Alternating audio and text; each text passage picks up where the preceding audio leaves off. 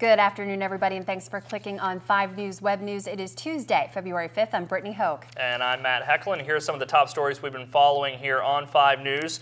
Right now, crews had to respond to a fire this morning in Harrison County. Yeah, that fire has been ruled accidental. It apparently broke out a little bit before 9 o'clock this morning in the front room of this home off of Bethlehem Road. Now, nobody was home at the time. A number of departments responded to the scene, and the Shinston Fire Department is investigating what exactly sparked the blaze. If there's any more information, we'll be sure to pass it along to you right here on 5 News. Well, officials in Barber County are calling a fire in Philippi Monday morning accidental. That started just before 1 o'clock on 4H Road. A 91-year-old woman was home at the time, but she managed to escape safely. Officials say the house is unlivable now because of smoke, heat, and water damage. And a man accused of making meth at his home in Belington was arrested this weekend. Police tell us that 32-year-old Adam Keplinger broke into a house on 3rd Street over the weekend. That's where officers found him making the drug. They said Keplinger also had an instructional book on cooking meth.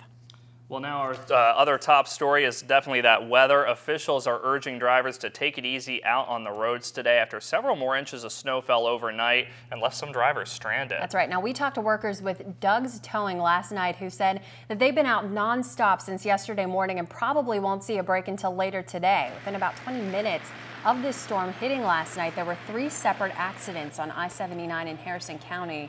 One car flipped, trapping 4 people inside, but luckily no one was hurt. Now, another couple of accidents sent some people to UHC, but we did not hear of any serious injuries. In Barber County, a semi lost control and ran into a guardrail near Cloud Road, but didn't take too long to get cleaned up. Over in Mon County, since the storm hit, they had 14 accidents as of 10 o'clock last night and 12 motorist assist calls. There were plenty of headaches after an accident on Van Voorhis Road, too, which knocked out power to all traffic lights at 3 intersections. That has since been fixed. The interstate is now passable, but again, we want to remind you that it could be still slick out there.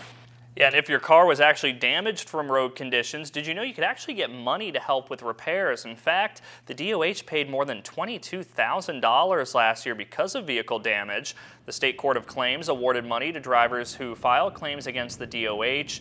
The court also ordered the DOH to pay more than $12,600 to 2 people for claims related to maintenance failure. The Dominion Post reports that the road-related claims included tires and wheels damaged by potholes. It also says that a Preston County woman filed a claim for damage after her car slid on a patch of ice and ran into an embankment in January of 2011. She was awarded $375. The woman claimed the accident would not have happened if the DOH treated the road with cinders. And other than driving, all the snow is just a burden to clean up. You know it, right? And if it could actually cost you a fine if you don't. It's no secret that if left untreated, sidewalks can get slick. Now, that's especially dangerous in a place like Morgantown, where there are thousands of people walking around. Property owners there need to be aware that they have 24 hours to clear the snow and ice from sidewalks. That same rule doesn't apply to walkways, stairs, or driveways unless they're used by landlords or business owners. Everybody wants to keep their neighbors safe and make sure that everybody enjoys living in Morgantown. So if we can all take a little bit of time, at least sometime in the 24 hours after a snow event, and sweep off your front sidewalk, we could all enjoy the snow a little bit more.